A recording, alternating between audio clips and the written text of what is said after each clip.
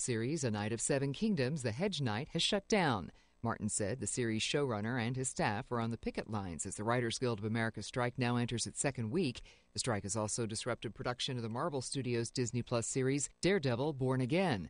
On Twitter, WGA East said members had began picketing where filming for the series was set to take place in New York, and members of other unions working on the show had refused to cross the picket line. Lisa Taylor reporting. Texas Governor Greg Abbott says he's deploying another National Guard. The message of Brother Stare lives on here in Southern California on KCAA, Monday through Friday from 1 to 5 a.m. Hear the worldwide broadcast of the Overcomer Ministry from the Faith Cathedral Fellowship. Call for prayer requests or to make a donation at area 8435-991215, beginning at 1 a.m. Monday through Friday. Hear it here on KCAA, AM and FM. It's time to shop in the cool, relaxed comfort of the Tri-City Shopping Center in Redlands, conveniently located on the I-10 freeway between the Alabama and Tennessee exits. Bring the kids too and watch them play in the only indoor fun center. High Five Indoor Playground, where parents are welcomed on the playground. Birthday celebrations are encouraged, so make plans for some great fun at the mall. More reasons why the Tri-City Center is called the Mall with a Heart. Tahibo Tea Club's original pure. Ready for a reboot? Welcome to the Sheila Mac Show, reality at its finest. History reminds us those hit hardest often become the change makers. This year, we've all hit crazy economic, social, and emotional rock bottoms. We all get knocked down. Something hits globally, locally, personally. It affects our health, finances, our relationships. We have to recreate a business or career. Each show, Sheila and her special guest will be sharing their reboot stories, guiding you with real solutions to upgrade and up-level emotionally, mentally, physically, spiritually, and financially. Here on NBC's KCAA Radio. If you're ready to pull yourself up by the bootstraps and bra straps, enjoy a listen. Here's Sheila. Welcome to the Sheila Mac Show, reality at its finest. Here we have real people sharing real stories and actionable steps to help you reinvent, rebuild, and reboot your business and personal life on your terms. I'm your host, Sheila Mac, and today we have special guest John Morley. John Morley has been a professional in keynote speaking for over 20 years and has spoken for ADP, Harvard, Yale, Novo Nordisk, and many others. Whether you are looking for a motivational event, team building, awareness training, or someone that has experience giving technical marketing or foundations of business as a serial entrepreneur, then John C. Morley is the right speaker for you. John is also certified in hypnosis, NLP, and engineering, and the person that knows how to transfer knowledge in a fun, passionate, and creative way for all your learning modalities. He is also the host of two well-known talk shows, the JMOR Tech Talk Show and Inspirations for Life. All right, welcome to the show, John. How are you, Sheila? It's great to be with you. Great, happy to have you back as a guest. And for those just tuning in, this show basically is based on my new best-selling book, Bootstraps and Bra Straps, the formula to go from rock bottom back into action in any situation. And we've had every situation and then some over the last few years. So I'd love for you to share to the audience, John, a time in your business or personal life where you experienced a tough situation and how you got back on track. So I think, the challenging situations happen because of, what we see today, not because of what's going to happen tomorrow or the days after, but we put fear in ourselves. Mm-hmm. And the fear, nothing can ever come from past that's good. That's fear. When we think about the future, we can think about things positive. So what happened to me was, this was a time right around the 9/11 saga, which now they magically gave the okay. I think it's May 29th. They gave the okay that we made enough money, I guess, all the organizations, government entities, and they're going to say it's all safe to go back and no more masks are required. Mm-hmm. Mm-hmm. Hospitals don't need to have them. So it's like, it was all crazy. Yeah. So what I did was I basically looked at, where I was. I looked at where I was successful in the past. And, COVID was a very challenging time for a lot of people. So just being thankful to have our doors open. Mm-hmm. I basically took the approach of give it up to God. Yeah. And that's not an easy approach. I tell everybody on my shows, the shows aren't religious, but I am grateful to be religious. And I just give it up to God. And I said, I do podcasts not for me. I do keynote speaking not for me. I do it to glorify God. And so I said, God, if you want me to have this business, if you want me to do this, then I know you'll open a way. Mm-hmm. And I just tried not to stress. And when things got a little hotter in the kitchen, we'll say per se, I just tried to stay cool and just realize that this is a short bump in the road. Mm-hmm. And it's going to be over before I even know about it. But if I put energy into it, then I'm going to exacerbate it, make it worse, and it may not go away. So that's the philosophy I take. Even if something does come up now or in the future, I just kind of say, look, things are going to happen. It's not if something happens, ladies and gentlemen, it's how you choose to respond to something that Mm-hmm. makes it successful or not. Yes, this is so true. And it's something that I also had to do that. And it's almost like you get to the point where you worry enough that you finally have to let that go. Give that to God or higher power, whatever you believe. But for me also, Yeah. it was something that I realized all the worry, all the stress gave me nothing. It just took away from my magic moments in each day. And I was done with Yes. that. So that was definitely something. And then, my daughter who's home with me, taking her courses in college now because of all this pandemic, the way I attach to what's going on can really affect her. It affects the team that I run and the employees that work for me. It affects everyone. It even affects your clients. So how you Absolutely. show up makes a big difference. If you Definitely. have a challenge in your life, and whether it's a personal problem, we all have issues that can come up. That's fine. You got to keep them compartmentalized. And I say the same thing to my team when they show up at work. I say, look, if you're having an issue, come and see us, but we can't let this, blossom all over the work floor.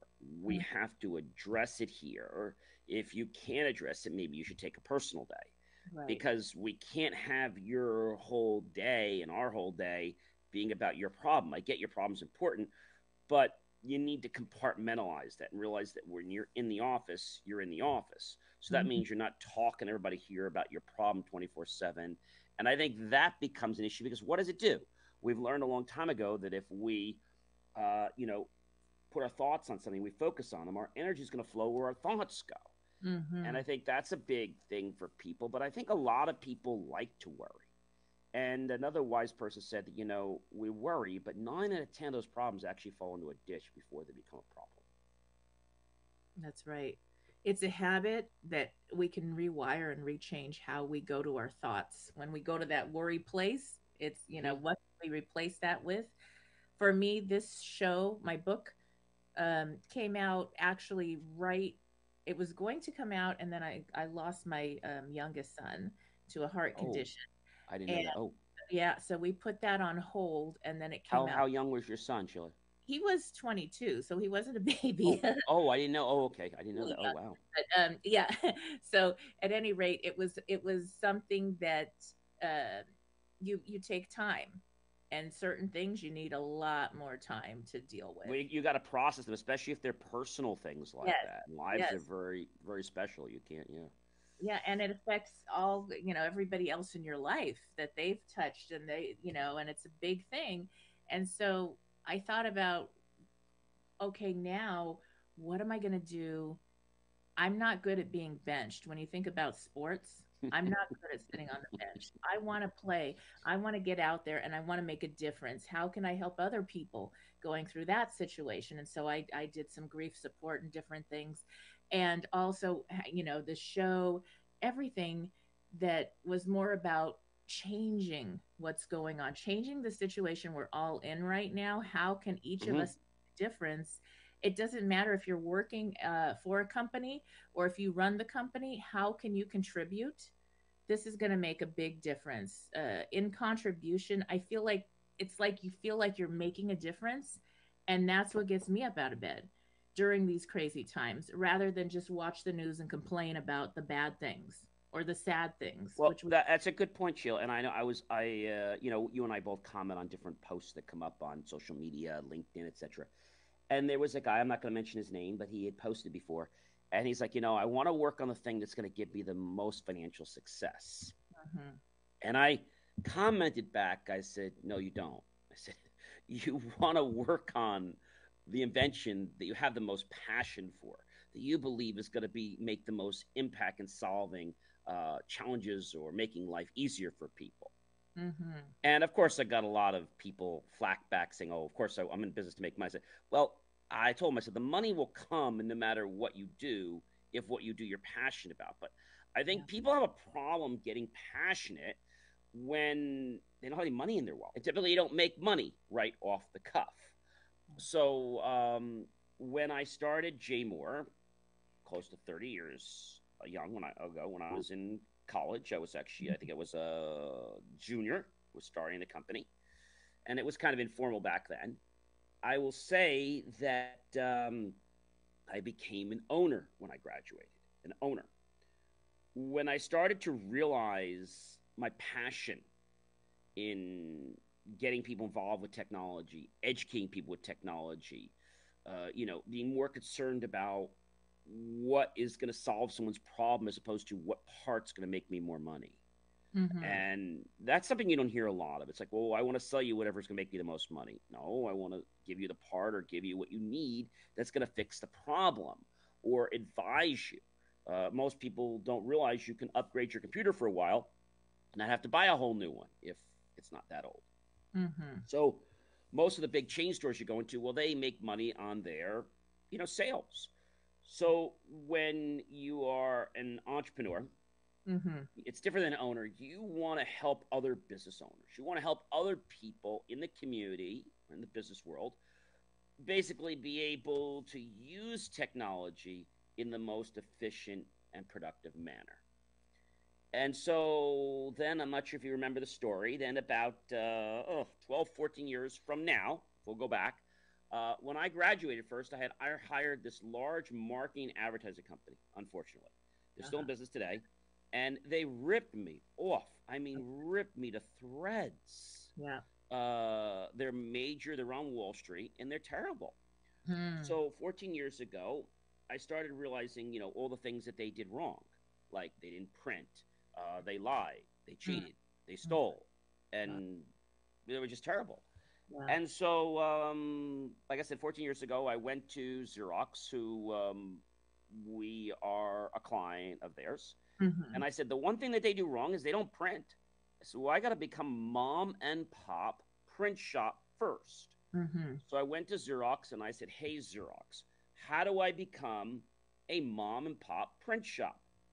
Real simple, 150. I reached in my pocket. I gave them 150. They said, no, 150,000. So I go to my bank, I get a loan, and my bank says yes. Banks are usually supposed to protect you and say no. Mine said yes. I said something was wrong.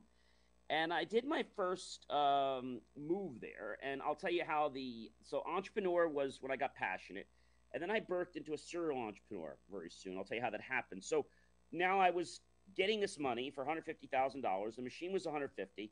Well, I said, I'm going to pull my first, let's say, entrepreneur move.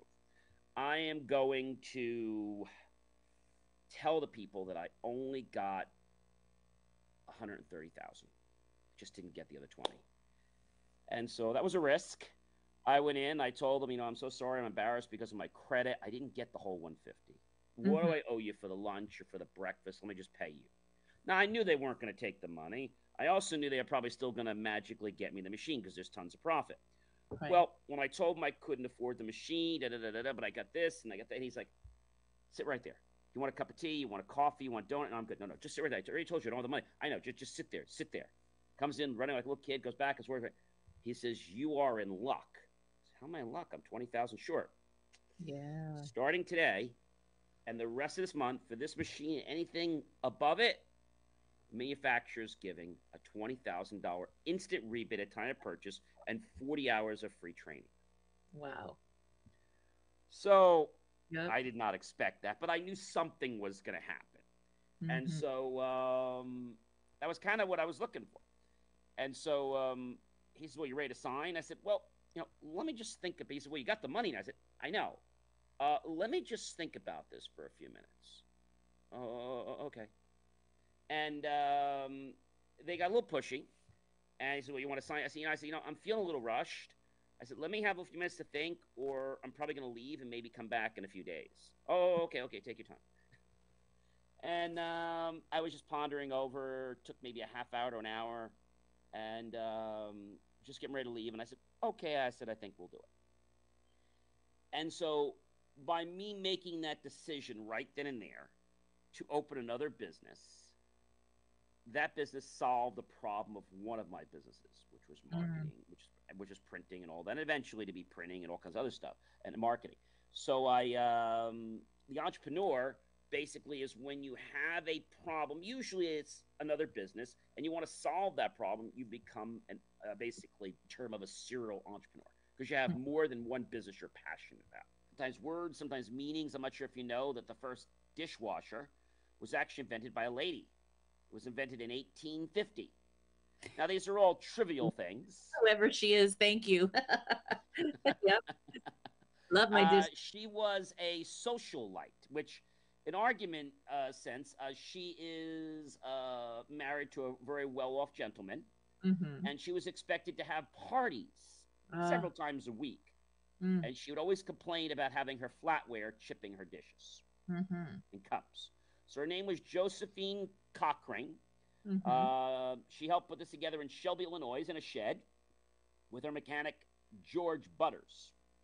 Her family had a bunch of engineers. She was not technical, but she says, you know what? We're either going to find somebody that has a dishwasher for us, or I'm going to make one, because I'm not going to be running this anymore and chipping my flatware. So she came up with the basket, the way it came in, that whole concept. Her company actually was sold to a company that you and I both know today, still in a business. Just before she passed, she sold the company to a company called KitchenAid. And that was the original. And the funny thing is, I would have thought that if that is your company, I would have really did a better marketing job saying, our company received the original patent. Like, I would have done something a little more up. And I think the reason they didn't is, you have to realize, when she started out, they wanted people to buy this dishwasher. The problem was, she was a lady-owned company, and so people would come to her and want to give her money to buy out her company. She kept saying, no, gentlemen, powerful gentlemen. And she won at the Chicago Fair, all kinds of awards. And when she sold to KitchenAid, she was a little apprehensive, but she made that move. But I just thought they would have done a better job. How many people can say that they got the original patent from the dishwasher? I mean, I think that's a pretty amazing thing. And I started my, I'm going to call it my motivational and my tech blog on LinkedIn. Started in January. It's been rolling for quite a few months. And now we are up to 564 subscribers. It's great. Since just January. Another one we wrote about was understanding the merry-go-round. Most people don't know the merry-go-round was actually designed not for us to have a good time on. It was designed so that the knights could train for battle. It was safer. How interesting is that? Wow. So I try to find all these interesting pieces. And then because they painted the ponies and they look so nice and what, the civilians wanted their choice, and then it became the ride for centuries and attractions and the painted ponies and things like that. So you don't realize what's happened. I mean, another one that people take for granted, I mean, I bet you and I both used the microwave a few times, right? All right, so the microwave was an accident. It was an accident. And the reason it was an accident is because this gentleman who actually worked at Raytheon, which I believe is still in business, he worked at Raytheon, and they make magnetrons for very big like for the cop cars and things for different types of detection Mm-hmm. for the radar. And so he went to work one day with a candy bar in his pocket. Oh my gosh. All right. Tell me that's not amazing. And then suddenly he discovered that the candy bar actually, yes, that candy bar actually melted. Wow. And so he decided to test it with all kinds of other food that was Mm. around. But would you ever think that that was a? And then he had 150 patents later. He decided, maybe we should try an egg. He tried the egg, put it near the ray, and it shattered, and then it exploded. He did Mm-hmm. popcorn, it popped. He built this little, let's say, box, put Mm-hmm. the gun inside it, and we have what we call a microwave. In fact, the first microwave was about $5,000. It was Oh, as big, a little bigger than our dishwasher today. People were very nervous about it because it had to be constantly water cooled or it would catch on fire. that is interesting. So I try to come up with a lot of things. Now, some people, they're in their own world, they're tunnel vision. So this one that I created this last week about, which one are you? Now, I asked this question just before, why is it that you don't want everybody to like you? I said, John, that's a preposterous statement. Why would you want that? And there's a reason. The reason is because, the short reason is that if everyone likes you 24/7, okay, it means you're not bringing your A game to the table. Mm-hmm. If you don't bring your A game to the table, well, someone else will. I made this discovery, 5 or 7 years ago. It was let's say, an elected official with a very high office. And he wanted me to give up on some local community effort that I was working on because it was taking away from his name, I guess. I don't know. Mm-hmm. And so he always told me, when are you going to give up with that nonsense? When are you going to just stop? Like, nobody even wants that stupid committee. How many people you got on? 50, 100? Yeah, you should just close it, defunct them. I mean, there's no purpose for it. It's just a waste of time, and you're just, you should just give up. So he calls me. His admin calls me and asks me to come in to his office. Now, knowing how he treats me, I wasn't rushing over there to go see him. Mm. So she says, well, when can you meet with me? Meet with him? And she calls us on a Tuesday. Mm-hmm. So she thought I was going to rush right down on Wednesday or Thursday. I said, well, my first availability will be next Tuesday at 4 p.m. Now, they go home at 4:30. Or I have one at Thursday at 8 a.m. Oh, which one did you want to take? Well, the Tuesday is a little bit tight. I said, yeah, I'm sorry. That's about all I could do. She's like, that's all right. We'll make it work. And if we have to stay a little bit extra, we'll make it work. We'll take the Tuesday at 4. I go to his office. I always arrive early. Mm-hmm. And I was there. I was very cordial to everyone. Came dressed in my jacket, no tie. And he invites me to his office. I said, how are you? Nice to see you, sir. He says, very cordial. I said, what can I do for you? He says, that campaign you came up with helping us shop local? I said, yes. He says, a great campaign. I said, well, thank you. He says, and by the way, you're not using it. We are. I said, excuse me? Yeah, you're not using it for your projects. We are. It's become our property. Okay, then. Is there anything else I can do for you today? Yeah, when are you going to stop this foolishness and this nonsense with your stupid committee? Like, when are you just going to give up and realize, you're done? Well, and I sat back in my chair and I closed my eyes like this for a few minutes.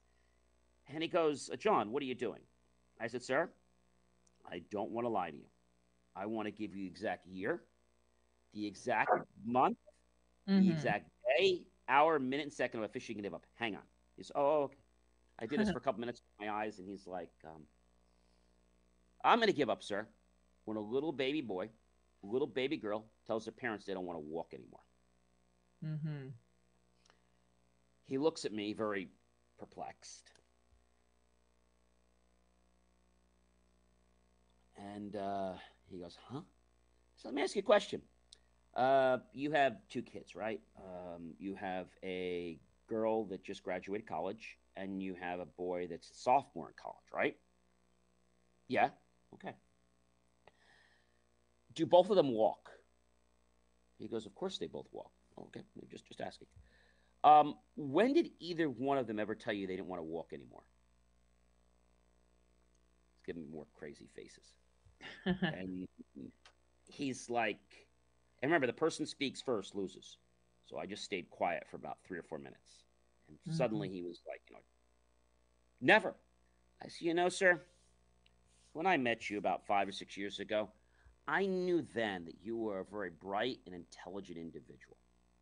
And I knew today when I asked you that question, the first time, you would answer precisely correct and eloquently, just like you did. Never. See, sir, that's exactly when I'm going to give up. Never. That's good. He takes his hand. He goes, John, you're arrogant. Now put the blank out of my office. And I said, sir, I'd be happy to leave your office. I said, I never needed your help. I came here to offer you an olive branch to see if we might have been able to bridge and work together. I can see you're not open to that, which is perfectly fine. We'll continue to play the game of being cordial in person so that we don't affect your electoral votes.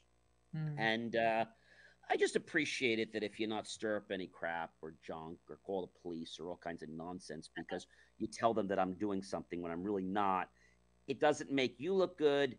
They get pissed off at it, and trying to tell them that you're trying to arrest me. See, that's not cool.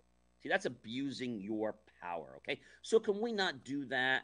Great. Thanks so much, because I would hate to have to take other actions to protect my well-being, You're going to be in office a few more years. Let's just keep it cordial. And I went out, and he was just very stunned by that. He was not happy. And so I went back to my office, and I said, you know what? I said, that was the greatest lesson I ever learned, that I need to bring my A game all the time. Yes. And so if everyone likes you, the problem is that you're not bringing your best. When you got a few people that are weary about you, then you're starting to dig into the gold, the good stuff. Because you have to realize somebody, whether it's on TV, whether it's radio, whether it's a blog, whether it's a letter, public speaking, you can't please all the people all the time. Very and true. I always said, no one has the right to make you feel, let me repeat that, no one has the right to make you feel inferior about yourself except for one person, you.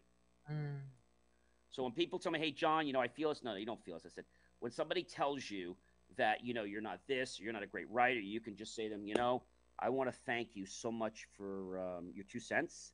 And I have a lot of people that love reading my work, so I'm going to continue doing what I'm doing. Have a great day. That's right. And so you have to realize some people will give you that feedback, and it's not constructive, obviously, because they want to short circuit you. They want to derail you. It's not nice. But some people want to derail you because they don't want to see you successful. They're looking for things that, well, how come it's not me? And you probably know this. People out there, they all say they're going to help you. Oh, right. And you get the people that say they're going to help you. And, I ask these people to help me. Like somebody says, oh, gee, if you ever need anything, John, just let me know. So I take advantage. I give them a reach and say, hey, I could use your help. I was, oh, okay. I had one lady that was going to get me into the New York school system. She was a head person there. So, okay, fine. She did all the paperwork. When I reached out to talk to her, well, she was having some kind of a heart palpitation. Got rushed to the hospital. Wow. 6 months later, she's okay, but she's still not ready to talk to me about it. Oh. So we were in a play together, and I said, I don't want to bother you. I said, but when this is all over, I said, if you'd like to help me, I said, here's my information. She's never reached back out. Now, I don't cry about that, but I also know that when somebody says they're going to help me, I don't take it verbatim because they might want to help you, but then it's like not as important as you think it is. And I think that's the biggest thing I've learned is that, everyone that says they want to help you, you have to kind of look at that and say, hey, is this really genuine? And I tell people right off the bat, look, do you really want to help me? If you do, that's phenomenal. If you don't, it's okay too. But, let's not lead each other on. And then you get the people, Sheila, I'm sure you know this. They come out and they're like, maybe you have friends. It could be in usually in high school or college or even in work today, and or reunion. And you come around them and they have this negative attitude, or you make plans with them and then, oh, John, you know what? I got busy. I can't. So it happens once. Second time it happens. I get it. You're busy. Your wife, you're this, you're that, some emergency, your kid, piano recital, dodgeball, a little league. I get it. Birds are flying south instead of north for the winter, or north instead of south, whatever. And he's like, yeah, you get it. I said, I get it. I said, just do me a favor. I said, we used to hang out a lot. I said, so next time when you book with me, make sure you really can make that. Okay, there's no rush. Take a year. I don't care.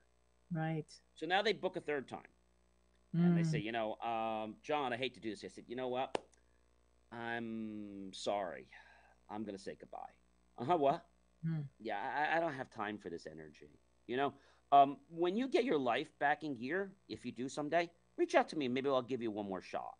But I am too busy to be playing games with people. And it's not about you being nasty or you being above someone. Because I think we're all equal. No discrimination, race, religion, orientation, color, creed, party. I mean, there's a list of things. And so what car you drive, what clothes you have, right? And so in my article, if you read it, I talked about the fact that, people basically stop being nice to you when you do things that they don't like, that you engage in. Before we continue with today's episode, I want to take a moment to thank our amazing sponsor, Shelter, the Architecture Channel. Without their support, this show wouldn't be possible. The channel showcases award-winning feature films, exclusive Shelter originals, episodic series, and shorts, along with dedicated channels such as the Michael Blackwood Architecture Collection, The Design Emotive, Never Too Small, Dwell, Green Magazine, and more. Delve into small space living with titles such as Tiny Spaces, Shipping Home, Small is Beautiful, Never Too Small, and Microtopia. Explore sustainable solutions with a simpler way, life off the grid, living the change, and the mill. Handpicked for you by the team at Shelter, who also brings you exclusive originals that you won't find anywhere else, such as popular debut series Inspired Architecture. If you're looking for high-quality, authentic programming on architecture, design, and sustainability, be sure to check out Shelter, the Architecture Channel. With a curated film library and exclusive originals, there is something for everyone. Learn from the world's top architects and discover sustainable solutions to create a better future for our planet. And the best part, you can watch ad-free on all your devices by visiting www.shelter.stream. Plus, for every subscriber every month, Shelter plants a tree to help make our planet a better place. So don't wait. Get inspired now with Shelter, the Architecture Channel. Regardless, even your partner, they complement you. That's the key. And just knowing your energy. If your energy is good, that's great. But telling people, I really want to hang around people with good energy, that they think you're like whacked. But you could tell people that drain you. Oh, definitely. Yes. So true. And, I think about the people that said no, or the people that flaked out, or whatever you want to call it. I love the flaked out one. Yeah. Yeah. It's like, or the people that are rude or not nice or what have you. I think we got back to the beginning of the show. You talked about you're into your religion and you have a belief that brings you through things. And I always think of, the king hardened that person's heart for a reason. That door was closed because I'm blessed to go to something even better. Absolutely and I right. hold on to that fully. I had my house burned down. I had built a house, and how long was that, Sheila? That was back in 2017 in the California fires in Ventura. So I finished a travel tour, 7 years. I was traveling with the Tony Robbins group and having a blast and learning and growing and, brought my youngest kids with me and we had so much fun and I was ready to kind of stop traveling so much. And so I finally get this house and then the fire took out the house. It took my car and the only thing that Oh, really was sad is are some of the photos and we lost our cat also, which was heartbreaking more than the uh, stuff. And the next thing I find myself 3 months later in Beverly Hills and then another vacation home in Vegas. And so I was like, oh, you know what? God had bigger, better plans. It pushed me. It made me change things. It made me recategorize what matters most in my life. And it brought me to some beautiful places that I wouldn't step into because it's too expensive, it's too hard, whatever in my mind, but it was a guided thing. So it was a hard thing, but it was a very guided blessing and a gift. So sometimes those tough people or situations are closing the doors for something better to show up. sometimes we give up before we really try. Yes. And it's easy to give up when life happens Yeah, sometimes. I mean, things happen in life, challenges happen. It could be a plethora of things. But just your attitude, changing your attitude, will affect something I call the RAS, the reticular activating system. Hmm. So, the question I always ask people is, what color car, Sheila, what color car do you drive? White. White. I do too. So you probably would agree with me and say that there's a lot of white cars on the road. Yes. Yeah, I would too. There's nothing way. But let's Hmm. say you drove something else, like a red car or a blue car. You probably would disagree with me and say there's more blue cars. Why? Because your mind is focused on the white car because that's what you drive. Hmm. Same with me.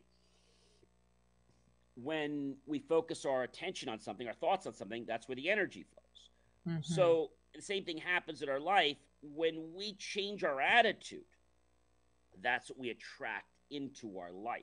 And Hmm. so just by making a simple tweak, I know going to I think it was one of these dollar stores or something, and I needed something, and they were way in the back, Hmm. and they're not usually very friendly. So I noticed her tag said Gina on there. First thing I did, Dale Carnegie. Hi Gina, I know you're really busy. Listen, I need to get the tablecloths at the bottom, the red ones, but I think they're on the top shelf. Is there any way you or somebody could possibly help me? She's like, we're really busy, but let me see what I can do. So now she goes and gets them. She gets them back again to me. I put them through, and then I said, I know you don't usually take a coupon. Is there any way you can do it? I'm buying 20 of them. Is there any way, possibly? Let me see what I can do. Comes back, winds up letting me use 2 coupons. Hmm. And so I leave the store. I said, Gina, thank you so much. Have a wonderful day. And she was smiling. And I told my friend about this, and she's like, oh, who did you deal with? I said, Gina. She's like, oh, she's terrible. She's the worst. I said, no, she's the Hmm. nicest person in that store. So I think our perceptions really change things. Whether this is the bagger at the store, whether it's the guy when I leave BJ's or Costco, I know them by first name. Hey, Anthony, how are you? Right. They look at me. For 6 months, he still can't realize that I know his first name. Mm. So I believe that people's names are very important. Hmm. And we want to make sure we say them correctly so we don't botch them up. So I Yes. get a guest. I'm like, hey, I bet your parents gave you a beautiful name and it looks amazing. Would you do me the privilege and just say it for me once or twice? Thanks so much. Hmm. And then you have to become genuinely interested in the other person. It's not about you, it's about them. I think the reason that people don't succeed in their life is because they're constantly looking in the back mirror. And nothing ever is going to happen positive by looking in the back mirror unless you're in the car. You need to be looking ahead about where you're going. Don't look about where you've been unless you're celebrating something to help memorize or get you to be on your path. But looking in the back 90% of the time is not going to propel you forward. It's usually going to pull you backward or it's going to get you to stop. That's right. You'll be stuck. That's the Yeah, like worst. I would say the car, you get in your car And you get in the car, and the car just doesn't start, and you feel stuck. I had this actually happen to me. I was doing a play. I do acting a couple times a year, and I was doing a play for a charity. And Friday night, we had a cast party. Saturday night we had a cast party. Sunday we had a cast party at the end. Well, when Friday night ended, I said, "Oh, you know what? I'll get gas. I got plenty in the tank." I said, "I'll get gas tomorrow morning." Mm-hmm. I get there, they weren't open yet. I said, "You know what? I'll get it before I go out to dinner." We leave so late, gas station's closed. Sunday morning, they're not open yet. That's all right. I'll get it after the cast party, no problem. Now, I got 26 gallons in my tank. Okay, should be enough. I press the smart start, and I walk out, and I'm like, the car's not started. So I press it again, and I hear it make this funny noise. I got 27 gallons. So I said, wonder what's wrong. I'll try it again. Maybe I'm out of gas. So I call the roadside number, which I think I've called once every time I get a car. Mm-hmm. And I call them up, and, it's usually a process. And I said, "Hey, I'm here, and are you safe with the car?" "No, I'm not safe. I'm in the middle of a highway on a bridge, so you better come right now." No, but they always ask, are you safe? Are you in a... No, actually, I can't be on the phone with you. No, but seriously. So I said to her, I said, "I'm here and this and that." "Well, what road is that near?" And you give them the cross streets. And so now I decide that it's going to be just a couple hours. Like, you're not going to see these people anytime soon. So I could just relax, because it's 4:00. I just killed 2 hours, and there's not much I can do about it. Just going to enjoy my car. Called my parents just to tell them the play went well. Didn't tell them I was stuck there. And I don't think I was on the phone with my mom maybe 5 minutes. And That's nice. nice. Can you pop your gas tank? So I gotta go. And I said, "Are you from?" He said, "Yeah." He says, "I was just on my way out." He says, "I just got your call." He's like, "I was on my way home." He's like, "And I just got your ticket." I said, "You're only 10 minutes." He's like, Yeah, I know. He's just right down the road. And so when you don't put attention on, like, I'm going to put on attention, like, oh my gosh, they're never going to come. I just said, okay, they're not going to come for a couple hours. They're not going to come. So this is one you probably know. It's the Neville Goddard technique. I love it. Let's say, for example, and I'll just pick $1 million. It could be 10 million, $1 million, whatever. So you can write down, I don't have $1 million that I get to keep. I don't have it. I don't have $1 million, don't have $1 million, don't have $1 million. And you're not saying I have $1 million, because there's a difference. When you say I don't have $1 million, you're right. I don't. The mind doesn't hear the don't. You just kept the have sticks in the subconscious. And then what I do is I use a 3-6-9 technique, which is the Tesla technique. Yeah. 3 in the morning, 6 in the afternoon, and 9 in the evening. And so when you do this and you focus on it, your brain's like, okay, you don't have it, you don't have it, you don't have it, you don't have it. But your subconscious is like, so your subconscious is trying to show you that you do have it. Oh, so what happens is people think you just think about these things, they just happen. They don't. They inspire your reticular activating system to attract things into your life, so you can take the inspired action. But most people believe the RAS is there to help them be successful. It's not. It was designed to keep us alive, fight or flight. But I've tweaked mine, and people can tweak theirs so that it can work to make you successful. But the RAS is very picky in that it doesn't want to let you push the envelope until it knows that it can safely allow you to push that envelope. Nice. That's a good one. I'll have to add that. We need to add the billions now because of our inflation. I know. I went for the St. Joseph's pastry today. I remember a couple years it was $2, $3. Today it was $4.75 for one of the St. Joseph's pastry. I was like, gosh. And they said everything went up. They keep what I said. COVID was, in all due respect, it was a license to steal. Yeah, it's a time, all right, and we got to be here for all that excitement, and I feel like there's a lot of opportunity coming for us as well. And it's, again, that whole thing: are you looking for the opportunity? And the gifts in it all, because that's what we'll find. So, yeah, I think some people out there, Sheila, are looking for opportunity. Those are your entrepreneurs. Those can be your serial entrepreneurs. But the people that are in the 9 to 5, there's nothing wrong with that. But there are some people, their makeup, you and our makeups, we're not 9 to 5 people. Yeah. Unless we're working for ourselves. And then we're not 9 to 5. We're probably like even longer or whatever. Right. Right. We put the time in, but we don't keep track of the time. If you and I kept track of our guests and the time it takes to get guests on, also, we're not working 9 to 5, right? No. And, then when you get someone, I always love this, you ask all these people to come on, and out of X people, you ask them to sign the media release, which is a pretty straightforward thing. And you get someone's like, oh, I sent it to my lawyer, I can't sign it. Well, what's wrong with it? I don't know, we just don't like this verbiage. Well, it's not like a negotiable thing. It just basically says that, and you get, it's not a lot, 1 out of 100. And it's crazy that I had one the other day, he says, well, the date's not on it. Well, the date is something we can always add. Well, I don't want to sign a contract that's blank. Well, it's not blank, just the date's not on it. Right. So they get a little picky, but we put a lot of time in, and I think people out there that work a 9 to 5 job, I don't know if they would have the aptitude to rewire their life. Not saying they couldn't, but I don't know if they want to go through that juncture in their life. Because now you're talking about not only providing for yourself and those around you care for, but also for your team. Right. So now you are the breadwinner for quite a few people that are going to be working for you. And so that can have a little stress for some people. There is a thrill, though, when you have a team and you're all like pumped up and you're all working together. I mean, there's just a real an adrenaline rush.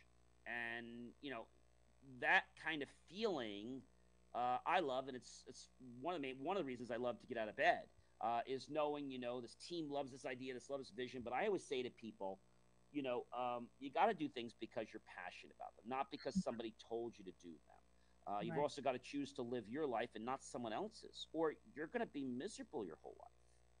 But so true. Very true. Now, John, we're coming to the end of our time here, so I'd love for you to share your top tips for those tuning in, whether they're in a career or they're an entrepreneur themselves. What would you suggest for our times are the top 3 things to focus on to get them to have more peace and stability, recession-proof, you might say? So one thing is, before you can do anything, is you have to get clear on your goals. That's personal, that's corporate. Write them out. Be as specific as you can. Review those goals maybe a couple times a week or more. Something that's very important, and actually it's my whole, so I do a master series on IFYL, which is this entire week we're doing something called How to Build an A Team. So the second thing would be build yourself an A team, because so many people want to grow a team fast. And I tell people, grow your team slow, hire slow, fire fast. You don't want to hire people for skill. A lot of us say, oh, I need to be able. No, you want to hire for attitude. Of course, you'd love them to have experience, but I'd rather hire you for your attitude in certain positions and then train your skill. And that's not for everything, but it does work in a lot of capacities, because you can train a skill, but you can't train attitude very well. So that's, again, it's not for every position. The other thing that I would say, so first thing was to your goals. Second thing is build an A team. And the third team is to celebrate your mini successes and your team's mini successes. Don't wait till you reach the $1 million mark. Set levels where you can actually celebrate and do something.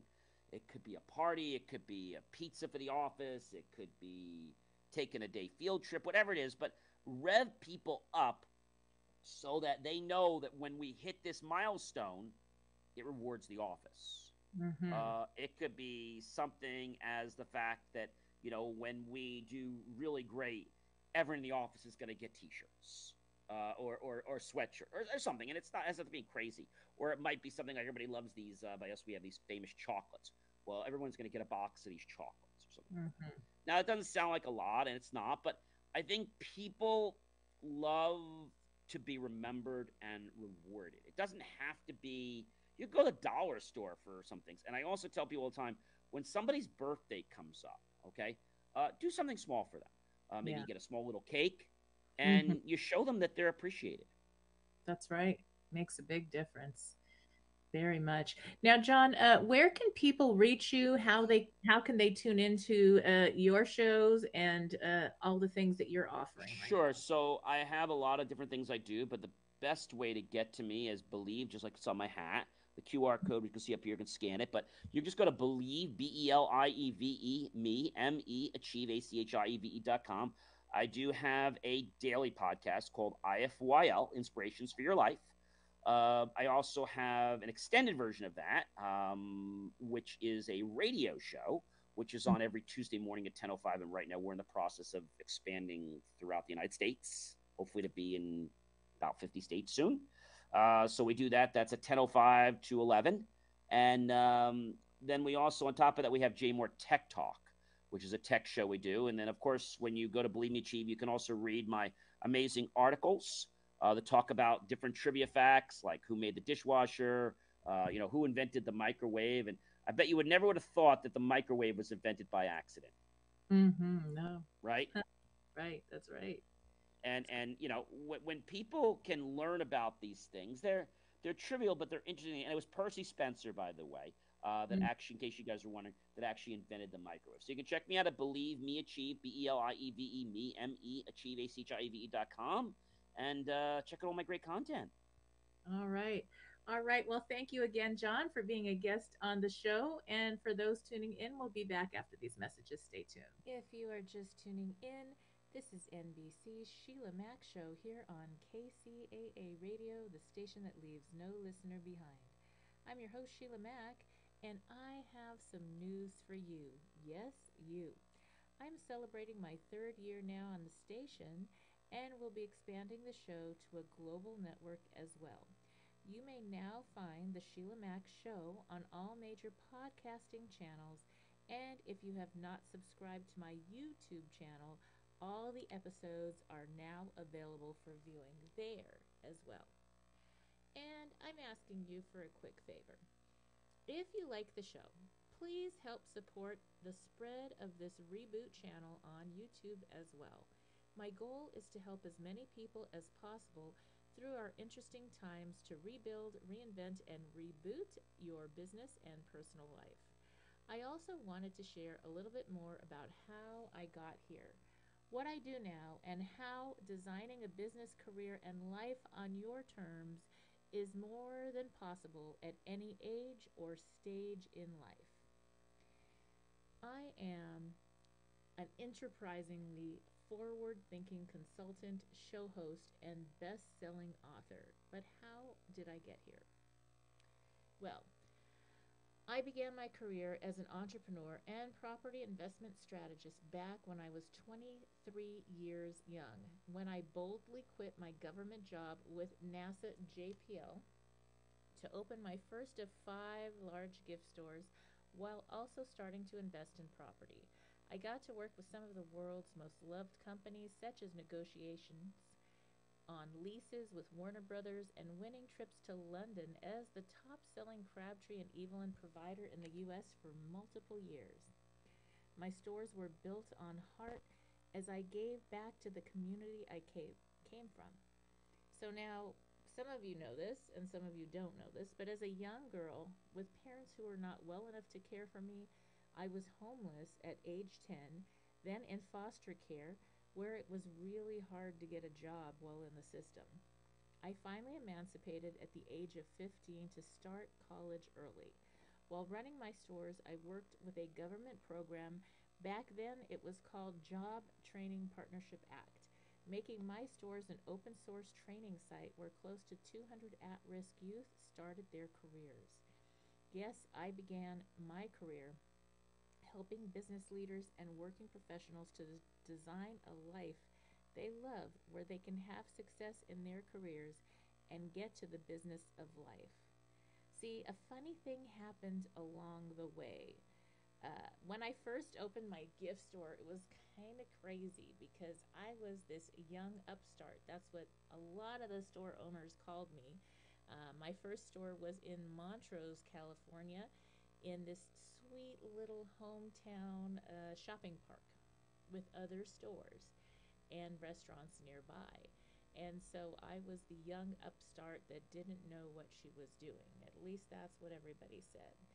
And I didn't really care what they said. At that age, their opinion was like, I don't really care.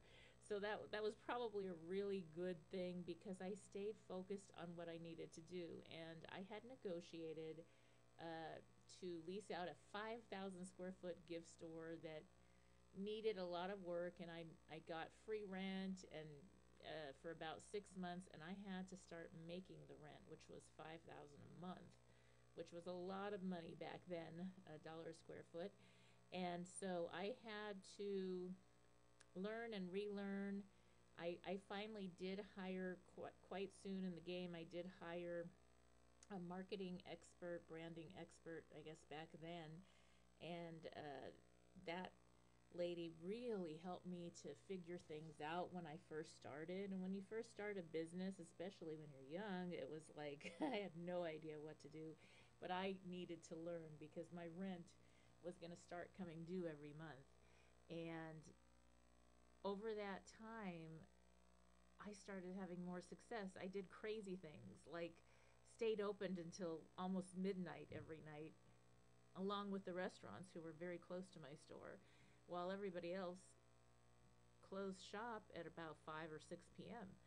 So I was making more money from the start, and I just really, my store was to help my kids, and the products I sold was whatever the community wanted. I sold lots of things to people in the entertainment industry. I worked with cruise ships. I worked with many different people in the community, and later on, the store owners actually came to me and asked me if I would consult them and help them. I actually started buying my other buildings because I didn't like the idea. Tune in again right here on KCAA, the station that leaves no listener behind. Have you lost your job? Have you lost a loved one? Are you exhausted caring for your parents, for your kids? Well, you can find immediate relief when you read Sheila Mac's new #1 bestseller, Bootstraps and Bra Straps. It contains the boots. KCAA Loma Linda.